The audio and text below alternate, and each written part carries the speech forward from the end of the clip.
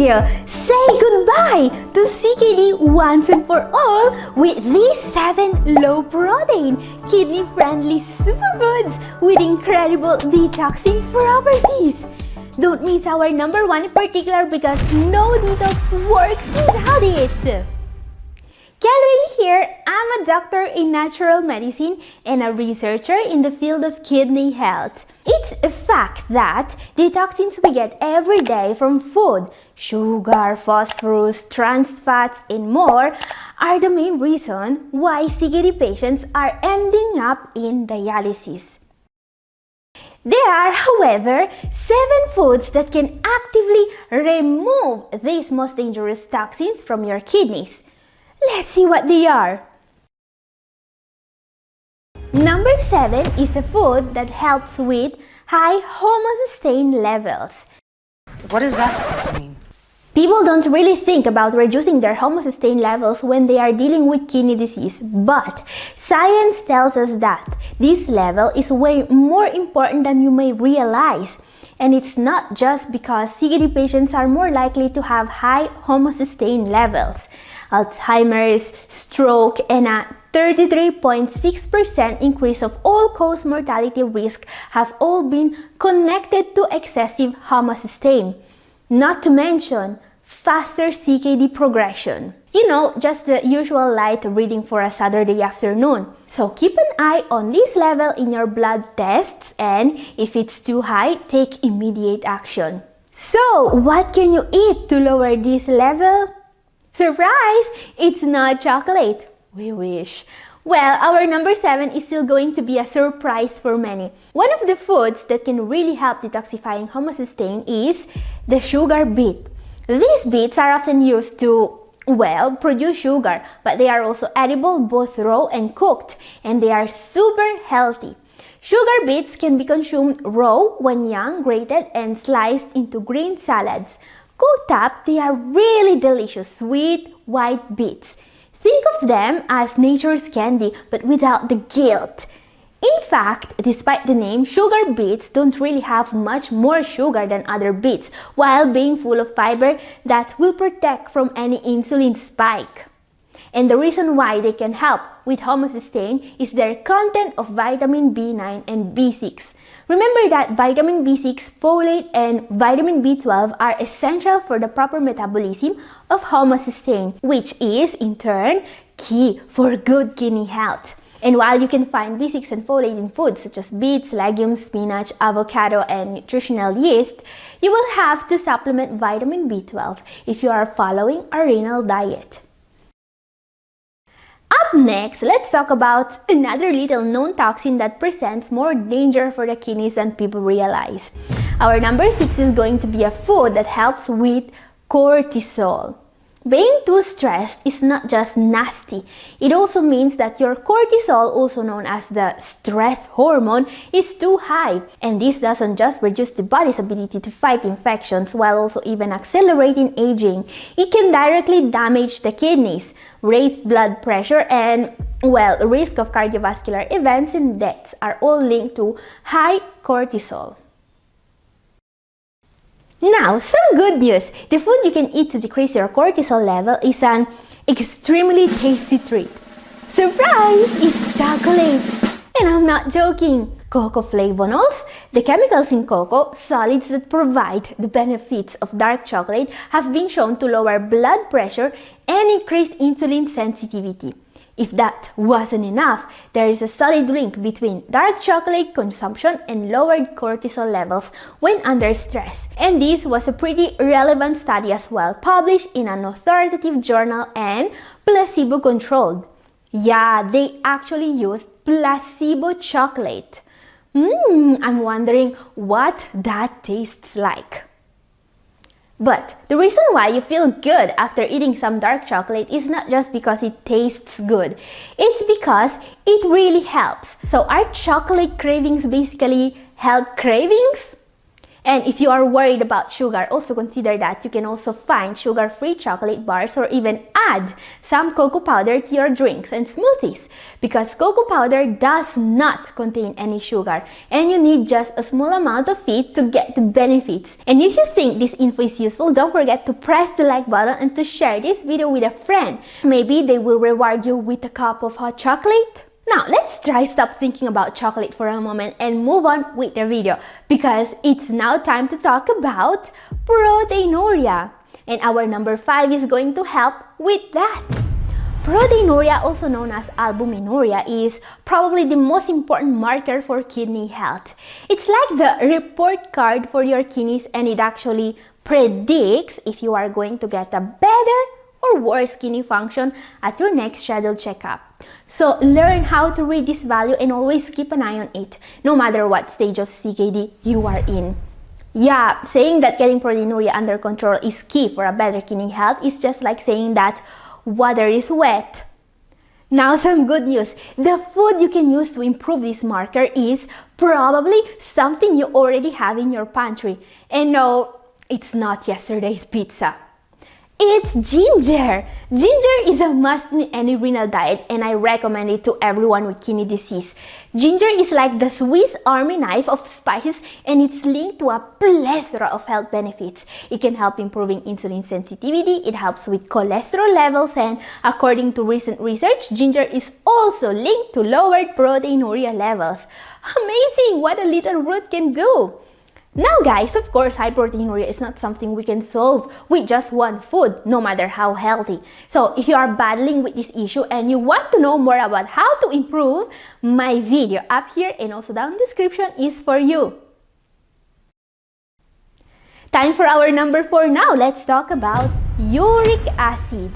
Uric acid is usually something that troubles people with two unpleasant conditions: gout and kidney stones. Yeah, double trouble and without the fun. Uric acid is considered the culprit of both these conditions, and it also damages the kidneys, of course, when it is too high. Yeah, uric acid is just like an unwelcome guest at a party who starts to break everything inside when he gets high. But how do we lower uric acid levels naturally?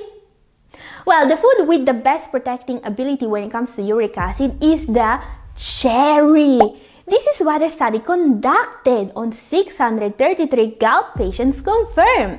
When these patients were eating cherries, they had a 35% lower risk of gout attack compared to no cherries, which is great, frankly.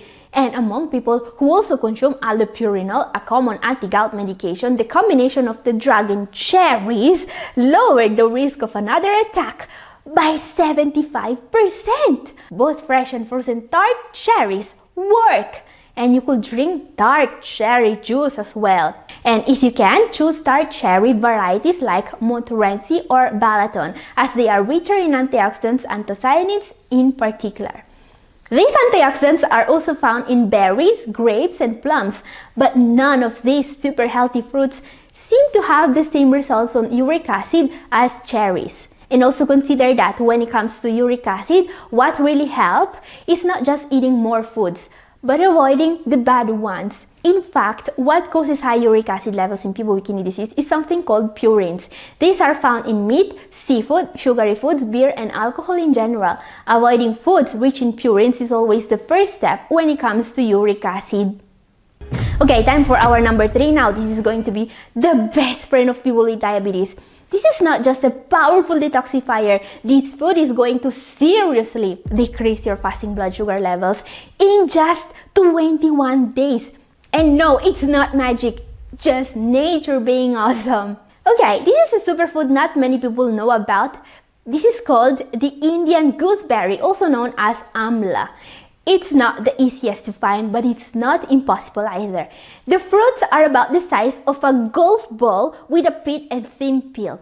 Like many foods that help with diabetes, the taste is not the strong suit of the Indian gooseberry. It tastes a little bit bitter and citrusy, but some people like it. A way to eat these berries raw is by cutting them in small pieces and adding a pinch of chili powder for taste. And just like how some people improve with age, the taste of this gooseberry also improves when the fruit is cooked or pickled. Indian gooseberries are also used to make dal, a traditional lentil dish.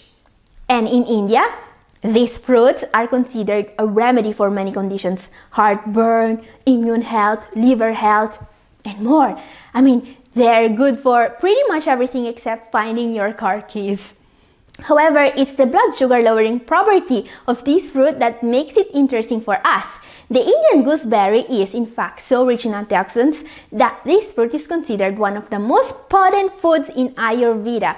It has also been called a superfruit in medical literature. Some sources say that this fruit doesn't just lower blood sugar levels, it regulates them, reducing the risk of hypoglycemia. However, I still recommend constant monitoring if you want to try this food, because nobody wants a blood sugar roller coaster ride. And remember that this is one of the most powerful entries in today's top 7. Time for our number 2 now, but the Indian gooseberry really set a high bar. How is our number 2 going to be even better? Well, how about a superfood that can detoxify some of the most dangerous heavy metals from the kidneys, which is also a food that maybe you don't have to travel to South Asia to find?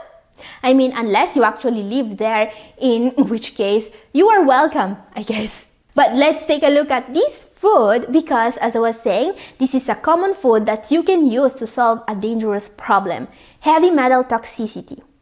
Heavy metals are something we come in contact with every day. Exposure to heavy metals can come from various sources, including air and water pollution, foods, medicine, improperly coated food containers, first and second-hand smoking, and more.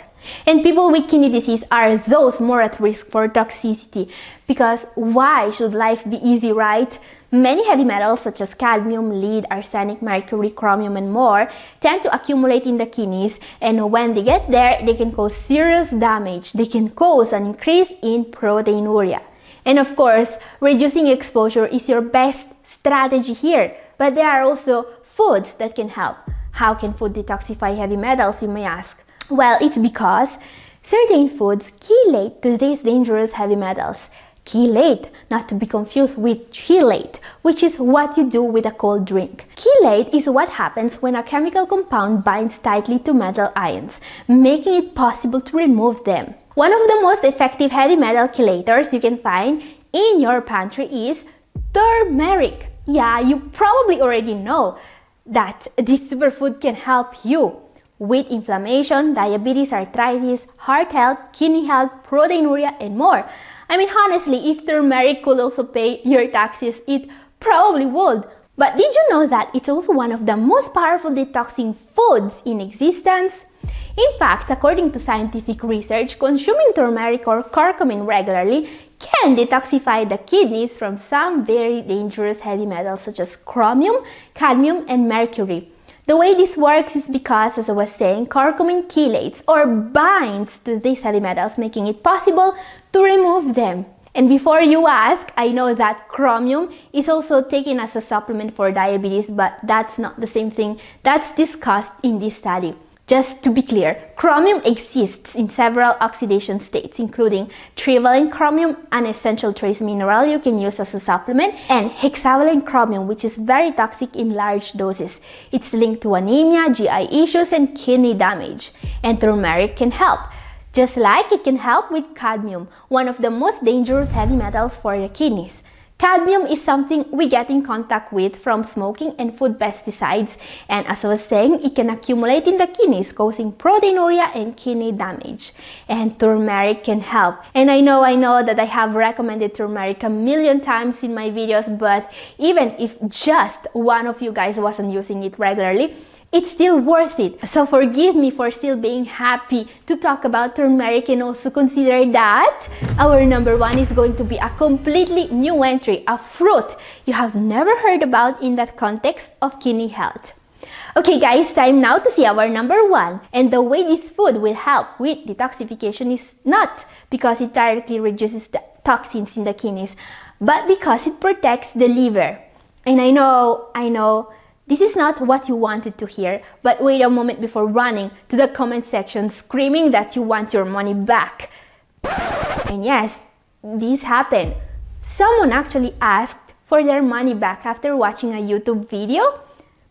And I was like, really? Does this person understand that I'm sharing my medical knowledge here for free? Yeah, being a doctor on YouTube really is the ultimate dream job. Okay, rant over. Let's take a look at a food that can really help reducing the accumulation of fat in the liver, which is key to protect the kidneys.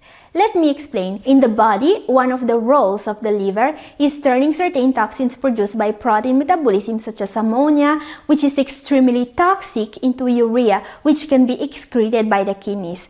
So if the kidneys are the filters of the body, the liver is the catalytic converter. And it's clear that you want your liver in ship shape in order to protect the kidneys. One food that can really help is the prickly pear. Have you ever tried this fruit? Prickly pears are juicy and they taste a bit like watermelon but with more seeds. But they also have powerful medicinal properties. They are in fact known for their ability of reducing the accumulation of fat in the liver, especially in non-alcoholic fatty liver disease. Never underestimate this condition. Fatty liver disease is actually an underdiagnosed complication of type 2 diabetes, and up to 7 out of 10 people with diabetes have it. And this is where the prickly pear can help. Fatty liver disease is characterized by the accumulation of fat in the liver. It can occur as a result of excess sugar intake. This sugar requires the liver to put the hard yards in to metabolize it, and while in reasonable amounts your liver can handle this task, things can turn a little pear-shaped, pun intended, when we overwhelm it. It then starts converting the sugar to fat, leading to a buildup of visceral fat in the liver. Prickly pear, on the other hand, has restorative effects on our liver. Its potential to improve insulin sensitivity and regulate blood sugar levels is what can really help here. And of course, it's vital that you cut on added sugar, alcohol, and junk food to protect liver and kidneys, but healthy foods can help as well. And if you want to see more foods you can add to your diet, my video up here is for you. And this is all for today. Thank you for watching. God bless you all. Bye!